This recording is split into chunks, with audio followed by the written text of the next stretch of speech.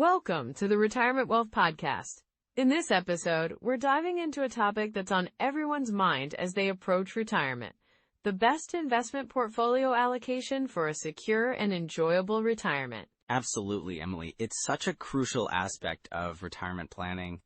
Many people wonder how to balance their investments to ensure they have enough income while still growing their wealth. Right, and it can feel overwhelming with so many options out there. But we're here to break it down, step by step, so listeners can feel confident about their choices. We'll talk about different asset classes, the importance of diversification, and how to adjust your portfolio as you move through different stages of retirement. Plus, we'll share some common pitfalls to watch out for and how to avoid them.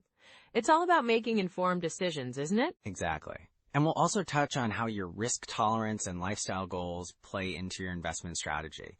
It's not one size fits all. And we're here to help you figure out what's best for you.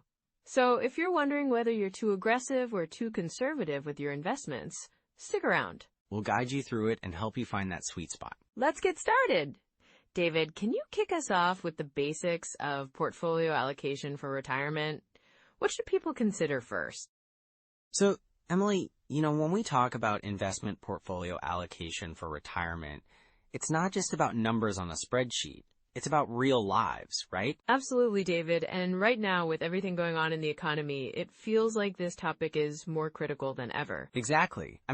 Just think about it. Many people are facing retirement timelines that are shifting, especially with the uncertainty in the job market and, the overall economy. Right. And I've spoken to quite a few folks who are feeling anxious about what the future holds for them financially.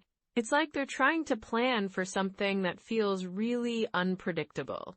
Yes, and that unpredictability is often driven by factors like inflation, which, as we know, has been quite high lately. It can erode purchasing power. For sure. I recently spoke with a couple, Jane and Tom, who are in their early 60s. They were planning to retire in 5 years, but with rising prices, they're reconsidering. They want to make sure their savings can sustain them through their retirement years without losing value. That's a common concern. Inflation affects everything from groceries to healthcare costs. And healthcare, as you mentioned, can be a huge expense. Yeah, the average couple retiring today can expect to spend over $300,000 on healthcare in retirement. And that's a conservative estimate. Right. And that's why it's crucial to have an investment strategy that not only grows your assets, but also protects against inflation. Exactly. And let's not forget about market volatility. With the stock market swinging up and down, it can create a lot of stress for retirees or those nearing retirement. Yes, and that's why having a well-diversified portfolio can help cushion against those market fluctuations. For instance, I've worked with Bob, who was heavily invested in stocks. When the market took a downturn, he felt like his entire retirement plan was crumbling. Oh no, that must have been stressful for him. It really was. But by adjusting his portfolio to include a mix of bonds and maybe some alternative investments, he was able to find a balance that gave him more peace of mind. That's such a valuable lesson. It highlights the importance of not putting all your eggs in one basket, especially as you approach retirement. Exactly. And, we also have to think about tax efficiency. With potential changes in tax policies, it's essential to consider how you can minimize tax burdens in retirement. Right, and with the tax landscape constantly evolving, planning ahead is so important. I once worked with a retiree, Linda, who was shocked to find out how much she'd owe in taxes on her Social Security benefits because she hadn't planned for it. That's a tough realization. Social Security benefits can be taxed based on your overall income, and many people don't realize that until it's too late. Exactly. And now, with potential changes to Social Security benefits looming, it's even more critical to have a solid understanding of how your income streams will work together. Yes, and I think that ties back to the emotional aspect of financial security in retirement. When people feel uncertain about their finances, it can lead to stress and anxiety, which isn't what retirement should be about. Absolutely. It should be a time to enjoy life, spend time with family, travel. But when financial worries creep in, it can overshadow those dreams. And that's why it's so important to have a comprehensive plan in place. It can provide that sense of security and peace of mind. I think about legacy planning too. Many people want to leave something behind for their kids or grandkids. But if their investment strategy isn't aligned with that goal, it can create friction later on. That's a great point. I've seen families where one generation has a completely different understanding of finances than the previous one, leading to misunderstandings about inheritance and assets. Yeah, communication is key. It's not just about having a plan for yourself, but also making sure your loved ones are on the same page. Exactly. And as we look at current economic trends, we see that people are living longer. So planning for a longer retirement is essential. Yes. And that can mean needing even more resources than they initially thought. Right. So helping people understand how to create a sustainable withdrawal strategy from their investments can also have a massive impact on their retirement quality of life. I love that. It's all interconnected, isn't it? Absolutely. So as we transition into discussing some core strategies for investment portfolio allocation, it's clear that being proactive and informed is key to navigating these challenges. Yes, and the sooner people start thinking about these strategies, the better prepared they'll be for whatever comes their way. Definitely. Let's dive into those strategies. So when we talk about an investment portfolio allocation for retirement, it really starts with understanding your risk tolerance and how long you plan to stay invested. Right, and I think it's important to highlight that there's no one-size-fits-all approach. Some folks might feel comfortable with a more aggressive stance, while others want to play it safe. Exactly. A common rule of thumb is the 100 minus your age guideline. So if you're 60 years old, you might want to have about 40% of your portfolio in stocks and 60% in bonds. But that's just a starting point, right? Yes! And it's also about how long you expect to need those funds. If you're planning on retiring at 65 and living until, say, 90, that's 25 years of income you need to consider. Right, and during those years, your investments need to outpace inflation. Historically, stocks have provided a higher return than bonds over the long term, but they come with higher volatility. So it's like finding that balance. You want growth potential, but also stability, especially as you get closer to retirement. Exactly. That's where the 70/30 portfolio comes in, which allocates 70% in stocks and 30% in bonds for those who are a bit more aggressive. And speaking of stocks and bonds, how do tax-advantaged accounts fit into this picture? Great question. Tax-advantaged accounts like 401ks and IRAs can play a significant role. For instance, with a traditional 401k, your contributions are pre-tax, which lowers your taxable income now and allows your investments to grow tax-deferred. And then there's the Roth IRA, where you pay taxes up front, but withdrawals during retirement are tax-free. Right, and that's especially beneficial if you expect to be in a higher tax bracket later on. The key is to maximize your contributions to these accounts. So, what's the current contribution limit for 401ks? As of now, it's $22, $500 for those under 50, and $30,000 if you're 50 or older, thanks to the catch-up contribution. Wow, that's a solid amount. It is. And don't forget about your employer match if you have one. That's essentially free money. Always aim to contribute at least enough to get the full match. Yes, that's a no-brainer. Now, moving on to real estate. What role does that play in a retirement portfolio? Real estate can be a fantastic way to diversify your investments. It can provide not just potential appreciation, but also rental income, which can be especially useful in retirement when you might be relying on that cash flow. So, if someone were to invest in rental properties, how should they think about it?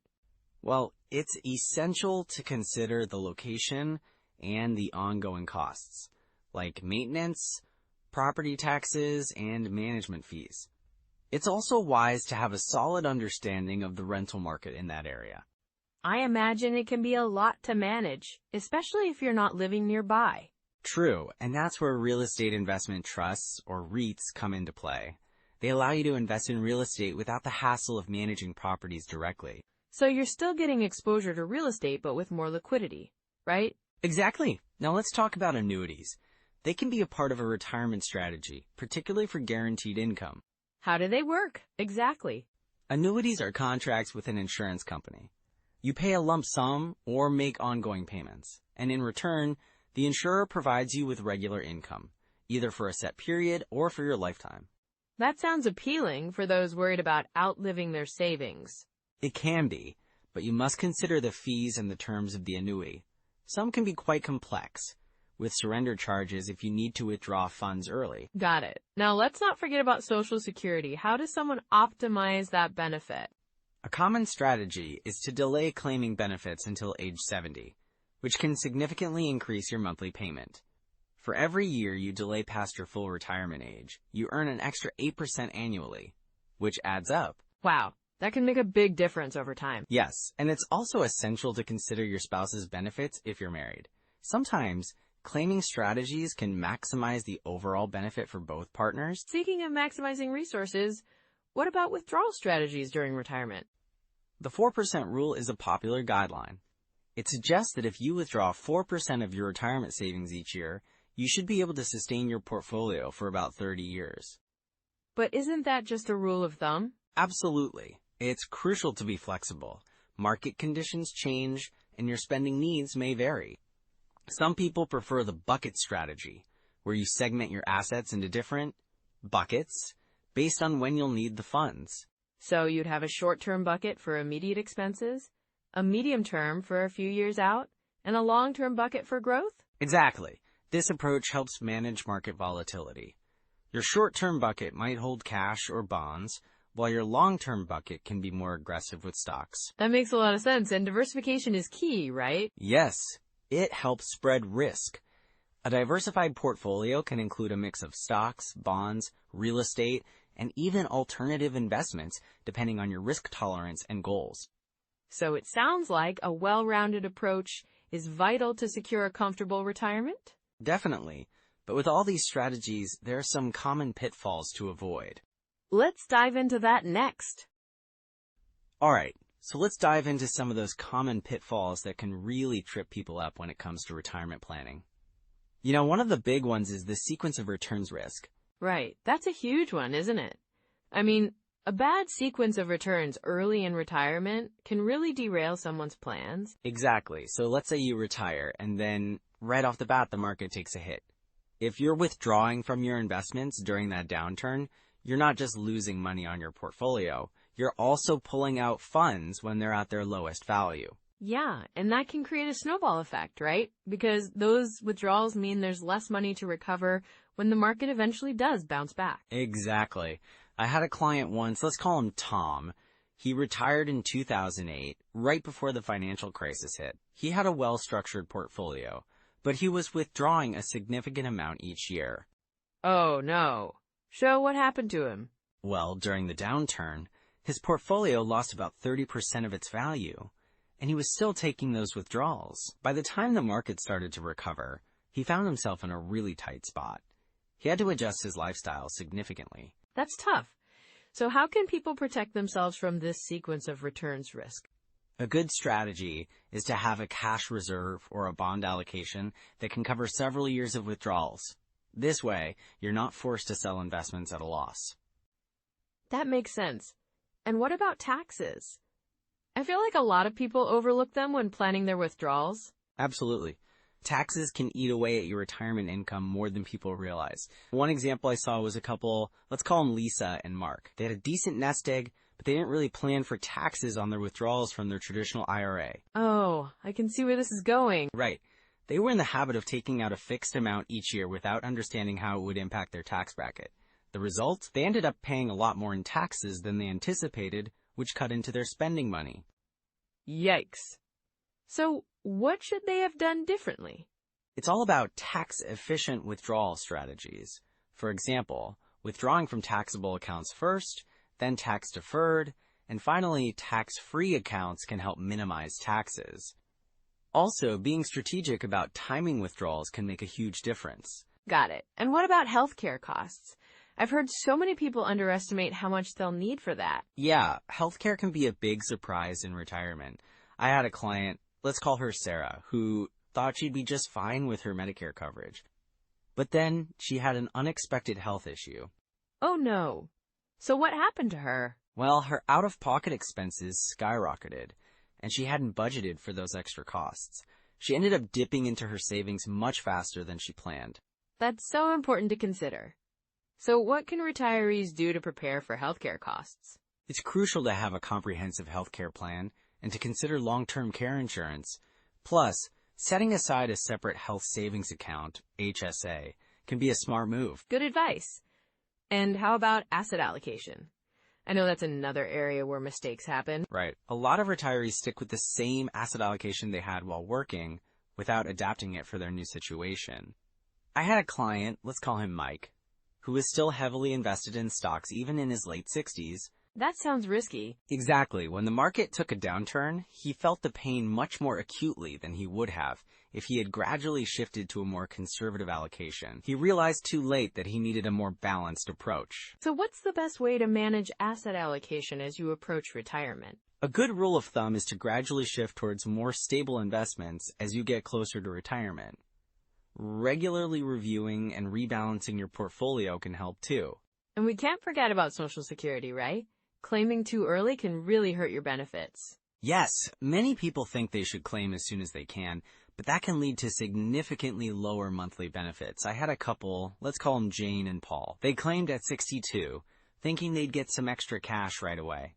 How did that work out for them? Well, they missed out on thousands of dollars over their lifetime because they didn't wait until their full retirement age or even consider delaying benefits to increase their monthly payments. That's a big deal. So what's the best way to approach Social Security? It really depends on your situation, but generally, the longer you can wait to claim, the better. It can be beneficial to consult a financial advisor to figure out the optimal strategy based on your circumstances. Great advice. These are all super important points to keep in mind. So if someone is listening and feels like they might be making one of these mistakes, what can they do to turn things around? Well, first, it's essential to take a step back and assess your entire financial picture. Make sure you're not just focusing on one aspect, but looking at how everything works together. Absolutely. And seeking professional advice can really help clarify things, right? Definitely. A financial planner can help identify any red flags early on and create a customized plan to keep you on track for a successful retirement. It's all about being proactive, isn't it? Exactly. Planning ahead and being informed can make a world of difference in ensuring a comfortable retirement. Thank you for sharing all this valuable information, David. It's so crucial for listeners to be aware of these common pitfalls and how to avoid them. My pleasure. Let's keep the conversation going in our next segment. You know, Emily, as we dive into the next steps, it's really important for listeners to realize that they can take action right now. And it doesn't have to be overwhelming. Absolutely, David. It can feel a bit daunting when you think about retirement planning, but starting small can really make a difference. Right, so one of the first things I'd recommend is to check your current portfolio allocation. You can use online tools from companies like Vanguard, Fidelity, or Charles Schwab. They offer retirement calculators that can help you see where you stand and what adjustments might be necessary. That's a great point. And these calculators are usually pretty user-friendly. You just input some basic information about your savings, expenses, and goals, and they can give you a good overview of your situation. Exactly. And, it's a good idea to review your portfolio at least quarterly. It doesn't have to take long. Just a quick check-in can help you stay on track. Yeah, and if you notice that you're too heavily weighted in one area, like stocks or bonds, it might be time to rebalance. That can help maintain the right risk level for your retirement goals. Speaking of goals, running retirement projections is another step you can take. Websites like SSA.gov can provide estimates on your Social Security benefits, which is a key part of many people's retirement income. Oh, for sure. And those projections can really help you visualize your financial future. It's empowering to see how your savings will stack up. And while we're on the topic of tools, don't forget about tax software. It can help you understand how your withdrawals will be taxed in retirement. That's crucial for effective withdrawal strategies. Right. And there are also financial planning apps out there that can help you track your spending and savings. Some popular ones include Mint and YNAB. They can provide insights into your financial habits. Yes, and those insights can spark some real changes. You might discover areas where you can save more, which can ultimately boost your retirement fund. And it's about creating those habits, isn't it? Starting small, like reviewing your expenses monthly, or setting aside a little extra each paycheck. For sure. And if you're feeling uncertain about your plan, consider consulting a financial advisor. It's never too late to improve your situation, and a professional can offer personalized guidance. Exactly! And speaking of resources, there are some fantastic books and podcasts out there for deeper dives into retirement planning. Oh, definitely. Books like The Total Money Makeover by Dave Ramsey or How Much Money Do I Need to Retire by Todd Tresidder can provide great insights and strategies. And let's not forget podcasts. There are some really informative ones like The Retirement Answer Man or Smart Retirement that cover a wide range of topics, from investments to lifestyle changes in retirement. Those are fantastic recommendations. Engaging with this content can really keep you motivated and informed as you navigate your retirement journey. And remember, it's okay to start small. Maybe set a goal to review your portfolio this week or to listen to one of those retirement podcasts while you're cooking dinner. Exactly. Small steps lead to big changes over time. Just stay consistent and keep your end goals in sight. And, it's all about creating a plan that works for you. Everyone's situation is different, and that's perfectly fine. Right, there's no one-size-fits-all approach to retirement planning. Personalization is key. So those are some practical first steps. Now let's bring this all together. Well, Emily, as we wrap up this episode, I think it's important to highlight some key takeaways from our discussion on the best investment portfolio allocation for retirement. Absolutely, David. First, we talked about the importance of diversification, didn't we? It really helps to spread out risk and can lead to more stable returns over time. Right. And then we touched on the significance of adjusting your asset allocation as you age. It's about finding that balance between growth and security, especially as you get closer to retirement. And let's not forget the role of income-generating investments. Having a solid income stream can really ease the transition into retirement, giving you peace of mind. Exactly. And we also discussed how important it is to regularly review and rebalance your portfolio. Markets change, life changes, and so should your investments. Staying proactive can make a big difference. Those are such valuable points, David. It's all about building and protecting that retirement wealth so you can enjoy this next chapter of life without financial stress. And to everyone listening, remember, it's never too late to start planning or adjusting your strategy. Take control of your financial future. You deserve a comfortable retirement. If you enjoyed today's episode, please like, subscribe, and let us know your biggest takeaway or any questions you might have in the comments. And if you know someone who's planning for retirement or already retired, share this episode with them. Yes, sharing knowledge is so powerful. We're all in this together, right? Absolutely. And next time, we'll dive into something that's on a lot of people's minds. How to minimize taxes in retirement. Legally, of course. That's right. It's going to be a great discussion, so don't miss it. Thanks for joining us today, everyone. We'll see you next time. Take care, everyone.